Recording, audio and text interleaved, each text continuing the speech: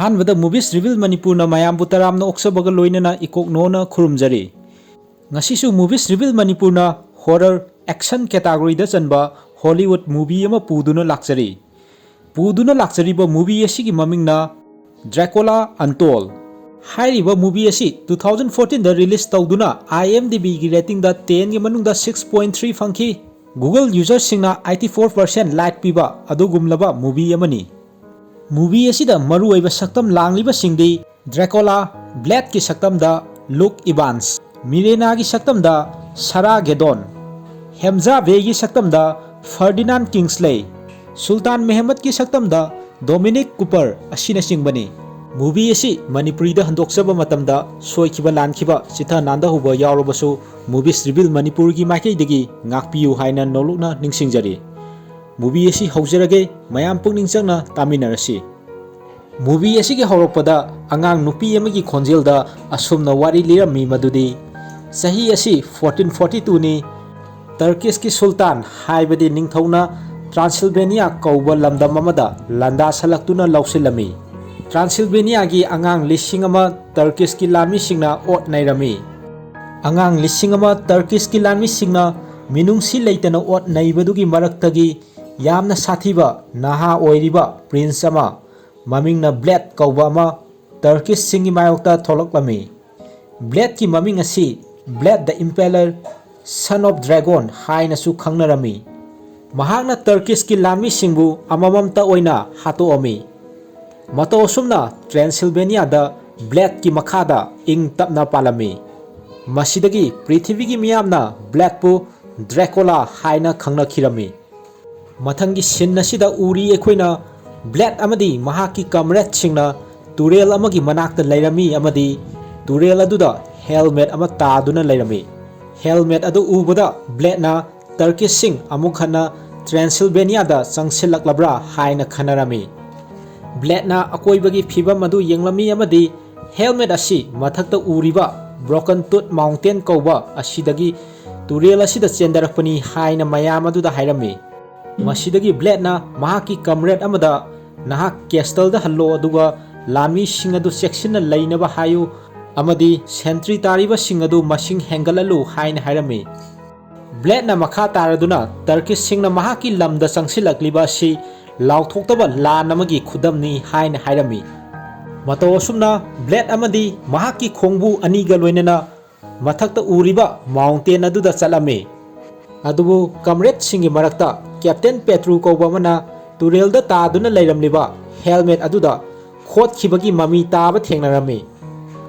Blade अमसुंग महाकी खोंगबु अनिगा लोइनना ब्रोकन टूथ माउंटेन अदुदा यौरकपदा मनुंगदा सुरुंग लैबा थेंगनरमी मखोय अहुमना सुरुंग अदुगी मनुंगदा चंगलकपदा लानमी सिंगना मसा ngakthokjanaba upa आर्मर सिंग अदु कायदुना अमदी खोदखिबगी ममी सिंगा लोइनना मखादा तादुना लैरमबदु मखोय अहुमना थेंगनरमी मसिदसु नतना सुरुंग अदुगी मनुंगदा मियोइबगी अकायबा सरुसिंग मफम खुदिमक्ता तादुना लैरमबदु मखोयना उरमी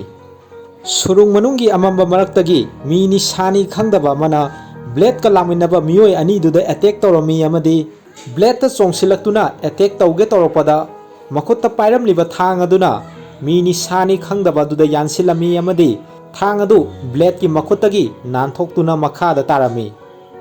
तादुना लैरिबा थांग अदु ब्लैडना अमुक हना खुल्लदुना मीनी सानी खंगदबा दुदा एम तौदुना लैरमी हंगपाल मचुगी ममित ओइना तौबा मीनी सानी खंगदबा अदुना ngangladuna surung manungi amamba maraktuda amuk hana sangkhirami blade ना पाइलिबा थांग अदुदा तैरमलिबा ई अदु नुंसा मंगालना यैबदा मनिल ओंदुना पाइखतखिरमी असुम तौना ब्लेड ना महाकी लेबमदा हलक्लमी अमदी थोक्खिबा थौदोक अदुगी मतांगदा लुसियन कौबा मियोय अमदा मीनी सानी खंगदबा अदुगी मतांगदा कुपना हंगलमी लुसियन ना ब्लेड ता हाइरमी मीनी सानी खंगदबा अदु वैम्पायर नि हाइना हाइरमी थाजनबा वारीगी मतुंगिना वैम्पायर हाइबसी मियोइबगी ई तबु मचिंजाक ओइदुना थकबा कांगलुप अमनी लुसियन ना मखा तारदुना हाइरिबा वैम्पायर असिना महाकना ममांगदा तौजरुबा फल लोइना सुरुंगी अमंबा मरक्ता लैखिबनी अमसुंग महाकु सुरुंग अदुदै थोखनदुना ning tamhanba ngamgadaba kanagumba ama ngairi haibo wafam asini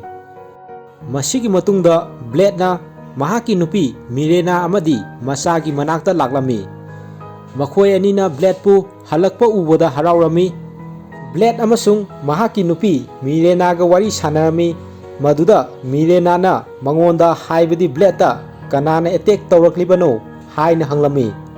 maduda Blade na lamhui mali attack tawraklibadu amadi mahaki mi ani ngasigi attack aduna maram oiduna thawai thakre haina hairami Blade na mahaki miyoi sikhibadugi matangda thawai nungairamde amadi mahaki nupida mahakna pamlibasi subnagi santi oina laibaduni haina hairami sin asidana amuk Transylvania gi miyamna kumhei amagi damak mi mayam ama pulami tanja aduda Hemza Bey kowa Turkish ki lami paukholoi ama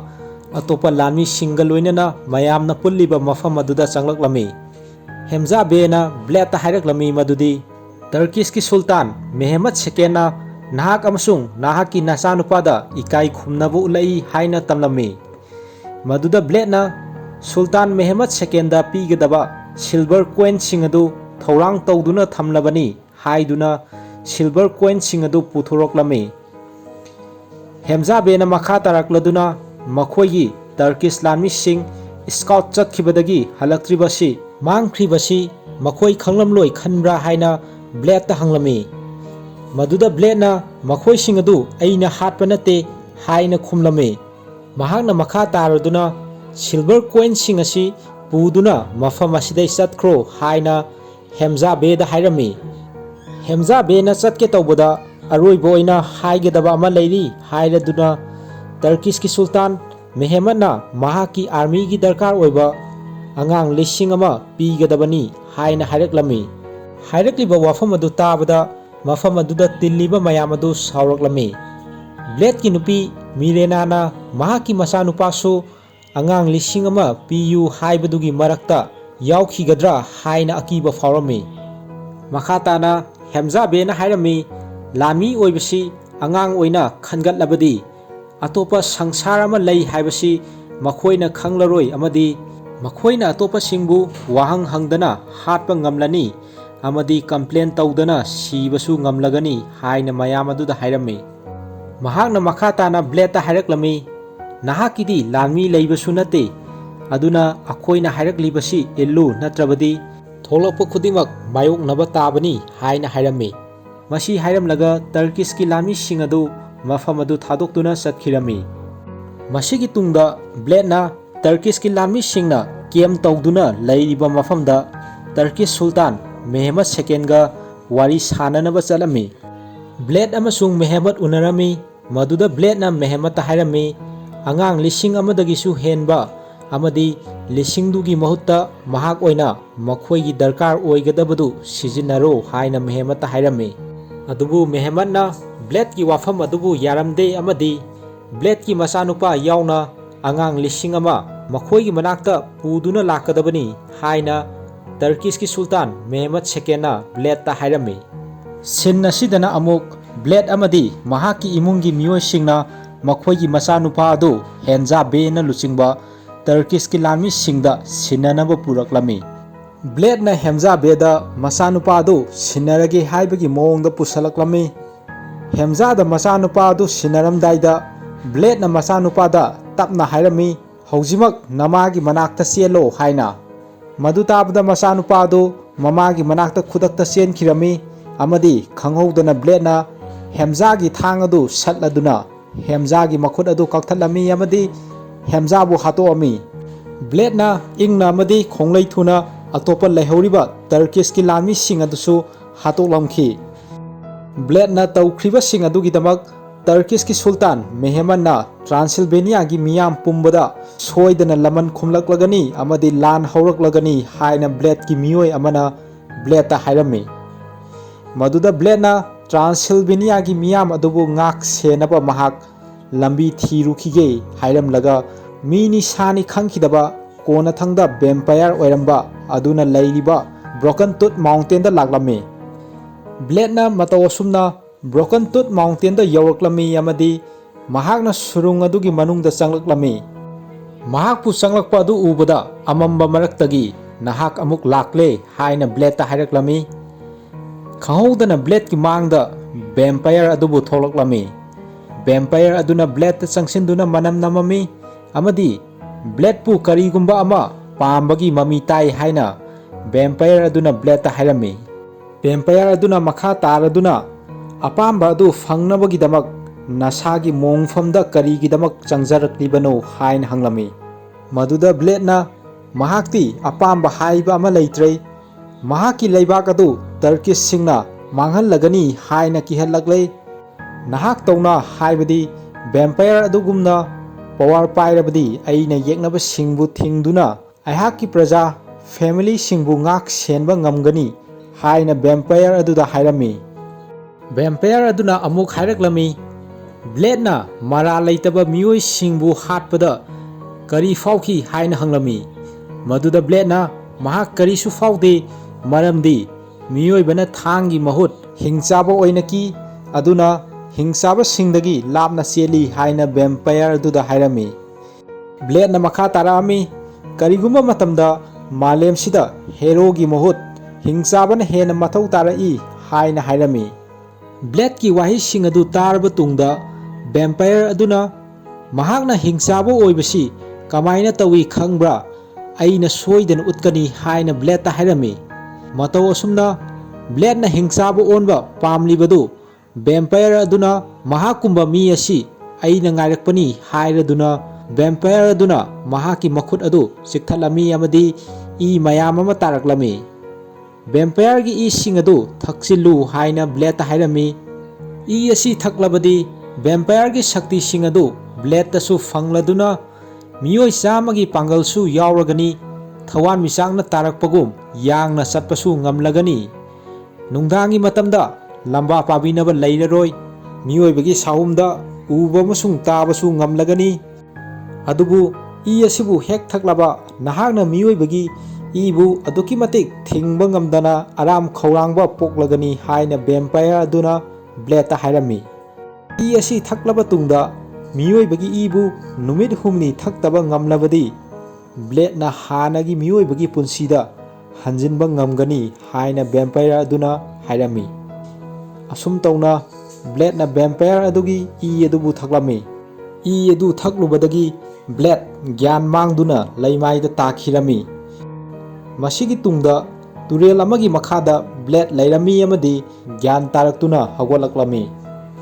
ꯕ꯭ꯂꯦꯗꯅ ꯃꯍꯥꯛꯀꯤ ꯃꯈꯨꯠ ꯑꯗꯨꯗ ꯌꯦꯡꯂꯝꯃꯤ ꯑꯃꯗꯤ ꯃꯍꯥꯛꯀꯤ ꯃꯈꯨꯠ ꯑꯗꯨꯗꯩ ꯃꯅꯤꯜ ꯀꯥꯈꯠꯂꯛꯄ ꯊꯦꯡꯅꯔꯝꯃꯤ꯫ ꯃꯅꯤꯜ ꯀꯥꯈꯠꯂꯛꯈꯤꯕ ꯑꯗꯨ ꯃꯍꯥꯛꯀꯤ ꯈꯨꯠꯁꯥꯗ ꯁꯤꯔꯤꯕ ꯈꯨꯗꯣꯞ ꯑꯗꯨ ꯂꯪꯊꯣꯛꯈꯤꯕꯗꯒꯤ ꯃꯅꯤꯜ ꯀꯥꯈꯠꯂꯛꯄ ꯑꯗꯨ ꯐꯔꯝꯃꯤ꯫ ꯃꯍꯥꯛꯀꯤ ꯃꯈꯨꯠꯅ ꯅꯨꯡ ꯑꯃꯗ ꯅꯝꯂꯨꯕꯗ ꯅꯨꯡ ꯑꯗꯨ ꯀꯥꯏꯔꯛꯂꯝꯃꯤ꯫ ꯑꯔꯥꯞꯄꯗ ꯂꯩꯔꯤꯕ ꯁꯥꯁꯤꯡꯒꯤ ꯃꯈꯣꯜ ꯇꯥꯕ ꯑꯃꯗꯤ ꯎꯕꯁꯨ ꯉꯝꯂꯛꯂꯝꯃꯤ꯫ ꯕ꯭ꯂꯦꯗꯅ ꯅꯣꯡꯊꯛꯇ ꯌꯦꯡꯈꯠꯂꯝꯃꯤ ꯑꯃꯗꯤ ꯂꯩꯆꯤꯜ ꯃꯌꯥꯝ ꯑꯃ ꯂꯩꯕ ꯎꯔꯝꯃꯤ꯫ ꯂꯩꯆꯤꯜꯁꯤꯡ ꯂꯩꯔꯤꯕ ꯑꯗꯨ ꯐꯥꯎꯗꯣꯛꯂꯗꯨꯅ ꯌꯦꯡꯂꯝꯃꯤ ꯑꯃꯗꯤ ꯑꯇꯤꯌꯥꯗ ꯊꯋꯥꯟꯃꯤꯆꯥꯛ ꯃꯌꯥꯝ ꯑꯃ ꯂꯩꯕꯗꯨ ꯎꯔꯝꯃꯤ꯫ ꯃꯁꯤꯒꯤ ꯃꯇꯨꯡꯗ ꯕ꯭ꯂꯦꯗꯅ ꯁꯦꯛꯄꯤ ꯃꯌꯥꯝ ꯑꯃ ꯑꯣꯜꯂꯗꯨꯅ ꯄꯥꯏꯕ ꯉꯝꯕꯒꯤ ꯁꯛꯇꯤ ꯑꯗꯨꯁꯨ ꯈꯪꯂꯛꯂꯝꯃꯤ꯫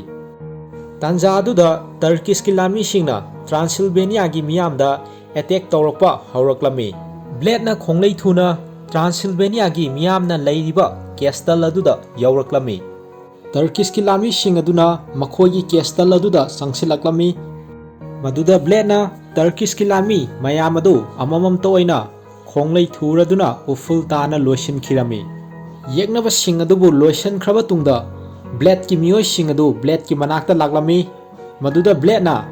ꯃꯐꯝ ꯑꯁꯤꯗ ꯇꯧꯈ꯭ꯔꯤꯕꯁꯤꯡ ꯑꯁꯤ ꯀꯝꯗꯧꯅ ꯇꯧꯔꯤꯕꯅꯣ ꯍꯥꯏꯅ ꯍꯪꯂꯛꯂꯅꯨ,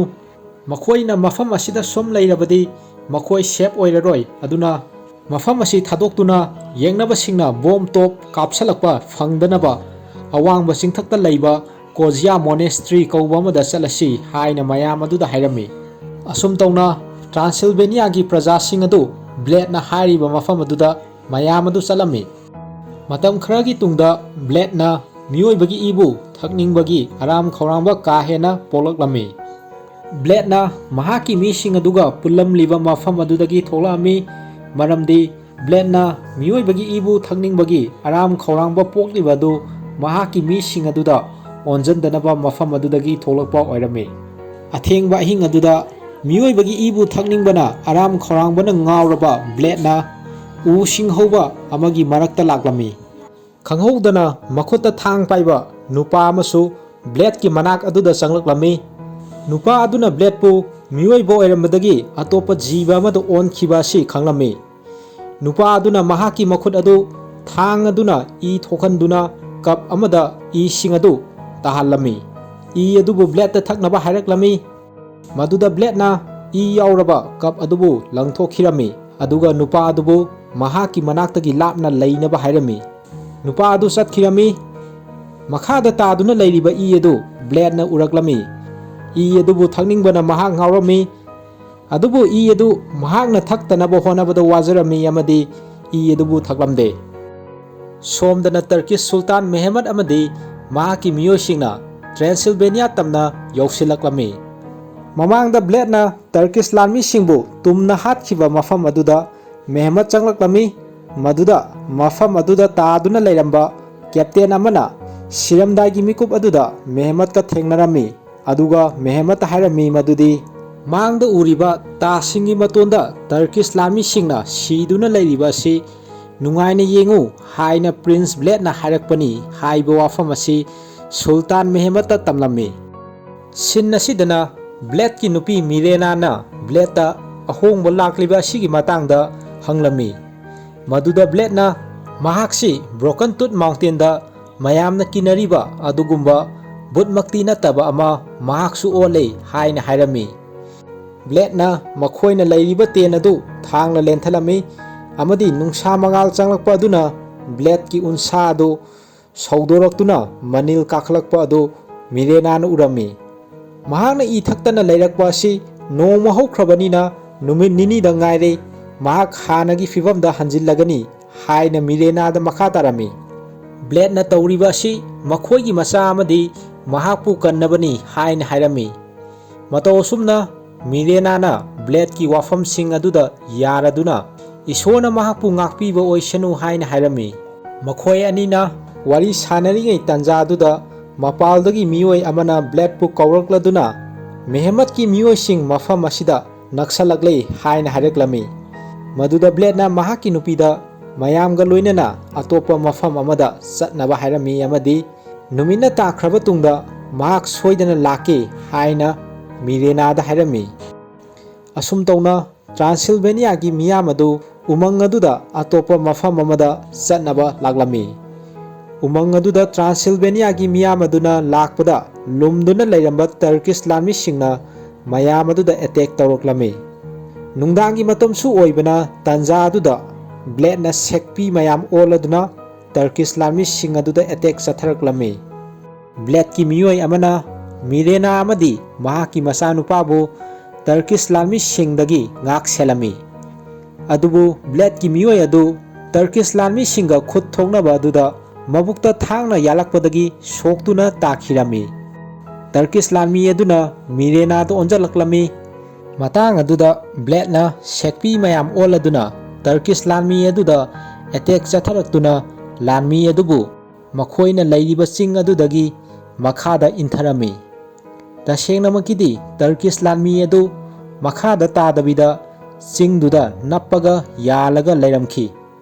ꯁꯣꯛꯇꯨꯅ ꯂꯩꯔꯤꯕ ꯕ꯭ꯂꯦꯗꯀꯤ ꯃꯤꯑꯣꯏ ꯑꯗꯨ ꯕ꯭ꯂꯦꯗꯅ ꯆꯪꯁꯤꯟꯗꯨꯅ ꯋꯥꯔꯤ ꯁꯥꯒꯦ ꯇꯧꯔꯨꯕ ꯃꯤꯀꯨꯞꯇ ꯃꯍꯥꯛ ꯁꯤꯈꯤꯔꯝꯃꯤ꯫ ꯃꯁꯤꯒꯤ ꯇꯨꯡꯗ ꯇ꯭ꯔꯥꯟꯁꯤꯜꯚꯦꯅꯤꯌꯥꯒꯤ ꯄ꯭ꯔꯖꯥꯁꯤꯡꯅ ꯕ꯭ꯂꯦꯗꯀꯤ ꯍꯣꯡꯂꯛꯂꯤꯕ ꯑꯃꯗꯤ ꯑꯣꯏꯔꯛꯂꯤꯕ ꯑꯁꯤꯒꯤ ꯃꯇꯥꯡꯗ ꯉꯥꯡꯅꯔꯝꯃꯤ꯫ ꯃꯃꯥꯡꯗ ꯁꯥꯅꯤ ꯃꯤꯅꯤ ꯈꯪꯗꯕ ꯃꯤꯑꯣꯏ ꯑꯗꯨ ꯚꯦꯝꯄꯌꯔꯅꯤ ꯍꯥꯏꯅ ꯕ꯭ꯂꯦꯗꯇ ꯃꯁꯛ ꯇꯥꯛꯈꯤꯕ ꯂꯨꯁꯤꯌꯟ ꯀꯧꯕ ꯃꯤꯑꯣꯏ ꯑꯗꯨꯅ ꯃꯈꯨꯠꯇ ꯊꯥꯡ ꯄꯥꯏꯔꯗꯨꯅ ꯕ꯭ꯂꯦꯗꯀꯤ ꯃꯅꯥꯛꯇ ꯆꯪꯂꯛꯂꯝꯃꯤ ꯑꯃꯁꯨꯡ ꯕ꯭ꯂꯦꯗꯅ ꯑꯣꯏꯔꯛꯂꯤꯕ ꯃꯌꯥꯝꯅ ꯆꯤꯡꯅꯔꯤꯕ ꯁꯤꯒꯤ ꯃꯇꯥꯡꯗ ꯕ꯭ꯂꯦꯗꯇ ꯍꯪꯂꯝꯃꯤ꯫ ꯂꯨꯁꯤꯌꯟꯅ ꯇꯦꯟ ꯈꯜꯂꯤꯕ ꯑꯗꯨ ꯊꯥꯡ ꯑꯗꯨꯅ ꯂꯦꯟꯊꯠꯂꯝꯃꯤ꯫ ꯂꯦꯟꯊꯠꯄ ꯑꯗꯨꯗꯒꯤ ꯆꯪꯂꯛꯂꯤꯕ ꯅꯨꯡꯁꯥꯒꯤ ꯃꯉꯥꯜꯁꯤꯡ ꯑꯗꯨꯅ ꯕ꯭ꯂꯦꯗꯀꯤ ꯃꯃꯥꯏ ꯑꯗꯨ ꯆꯥꯛꯊꯦꯛꯇꯨꯅ ꯃꯅꯤꯜ ꯀꯥꯕ ꯍꯧꯔꯛꯂꯝꯃꯤ꯫ ꯇ꯭ꯔꯥꯟꯁꯤꯜꯚꯦꯅꯤꯌꯥꯒꯤ ꯃꯤꯌꯥꯝ ꯑꯗꯨꯅ ꯕ꯭ꯂꯦꯗꯀꯤ ꯑꯁꯦꯡꯕ ꯃꯁꯛ ꯑꯗꯨ ꯈꯪꯂꯛꯂꯝꯃꯤ ꯑꯃꯁꯨꯡ ꯃꯍꯥꯛꯁꯨ ꯃꯌꯥꯝꯅ ꯀꯤꯅꯔꯤꯕ ꯚꯦꯝꯄꯌꯔ ꯑꯗꯨꯅꯤ ꯈꯜꯂꯗꯨꯅ ꯕ꯭ꯂꯦꯗꯅ ꯇꯦꯟ ꯑꯗꯨꯒꯤ ꯃꯅꯨꯡꯗ ꯂꯩꯅ ꯇꯦꯟ ꯑꯗꯨ ꯃꯌꯥꯝꯅ ꯃꯄꯥꯜꯗꯒꯤ ꯃꯩ ꯊꯥꯕ ꯍꯧꯔꯛꯂꯝꯃꯤ꯫ Bladena mayambu kannaba taukhibani thabaksing asi haina Mirenana haira fawa mayam aduna taramde. Ten adu maina tumna saklaba ngaihaki matungda blade asakpa mai adudagi tholaklami. Sakthekliba unsa sing adu matomda oisiladuna blade na mayamda mahangna tawriba si mayambu ngak senabani aduna Turkish singbu maithiba pibani haina sauna mayam aduda hairami. Masigi tungda masing yamlaba Turkish lami singna Transylvania gi miyamna leiriba mafam aduda laklami. Yeknaba singna lakliba tanja asi mamlambadagi numit tholakpagi matam naksilaklami. Numit tholaklabadi blade ki tauba ngamba sing adu mangkhidoini. Blade ki praja sing asina haujikti mahaki maningda leirare sekpi mayam ama blade ta mating pangnaba paisilaklami. Sekpi sing adu blade na Turkish lami sing aduda angakpa mawong amada attack tawhalami. Sekpi singna attack tawringai tanja aduda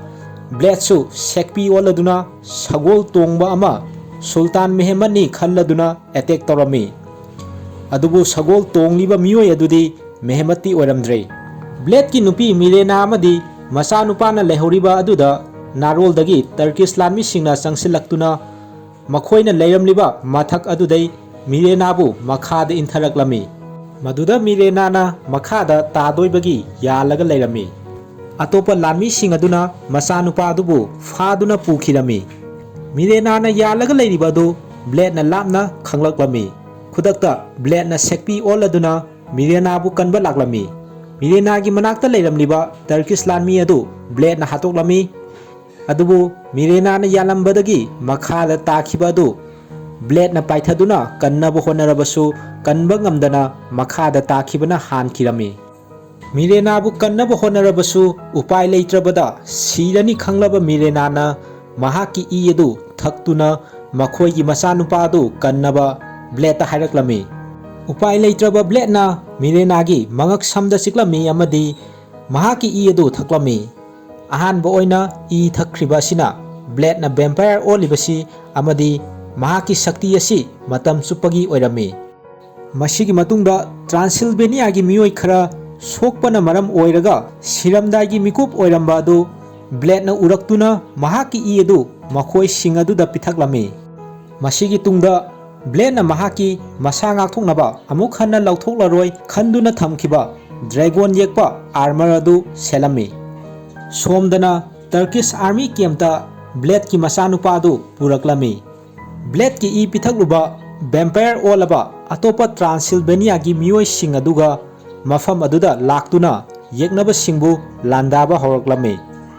Aduga blade na Sultan Mehmed na leiriba ten aduda changlaklami.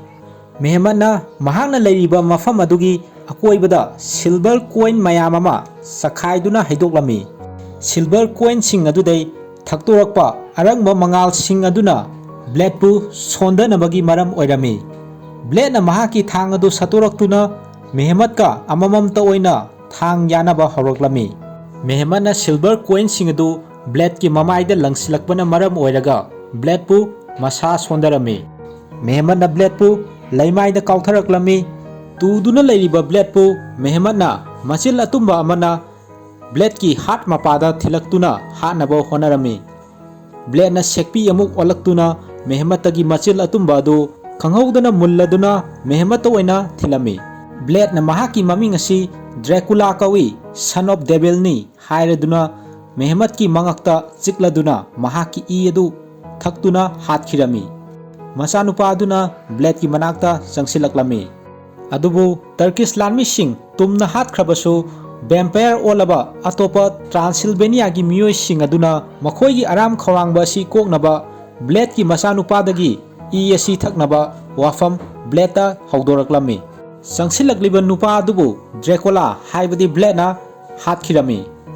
Atopa leiriba Transylvania gi vampire sing aduna Dracula amadi masagi manakta sangsilaklami.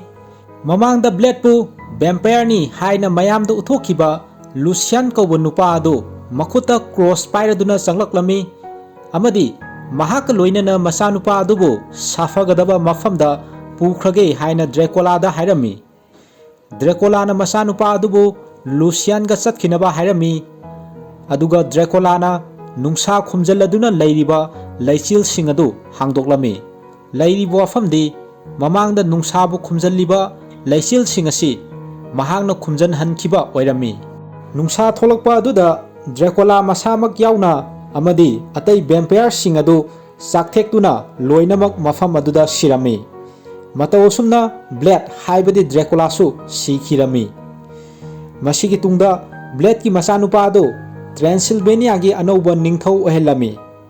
nakal amoromda mamangda ihan hanboina umang marakta masagi ibu Dracula da pithaknaba honakiba miyoi aduna amuk mahaki i adu Dracula gi masilda thadaduna Dracula bu amuk hana hingat halami ningthau oiraba masanupa aduna mahaki mapa Dracula si mafam atopada hinglamgani haina fawrami sin nasi ngasimak oiriba present day da amuk ulagli miyam amagi marakta Dracula leibu urami mahakna nupi ama mayam adugi marakta leibu urami nupi adu mahaki nupi Mirena ga masak manarami Dracula na nupi aduda mahak Blade kawi haina saktaklami nupi dunasu mahaki maming asi Mina kawi haina haraklami wari khara saraba tungda makhoi ani chanminakhirami tanja aduda thaina mamangda Broken Tooth Mountain gi surungda vampire oiramba hojina miyoi amagi saktamda uladuna lapna makhoi ani na tawriba aduda yenglami nupa aduna hogolaklami aduga game asi haurasi haina matomda haijaduna makhoi ani na chatkiba adugi matung inarami mataw asumna movie asi loisili wari asi matang swaida lojare tabiriba khwai miyamna like subscribe comment amadi share tawiduna channel asibu puning thogatpiyu amasung matung tarakpada hena nungai raba video kiyama thagatpa ngambo ijage haina movies reveal Manipur gi makai dagi aroibada nolukna ningsingjari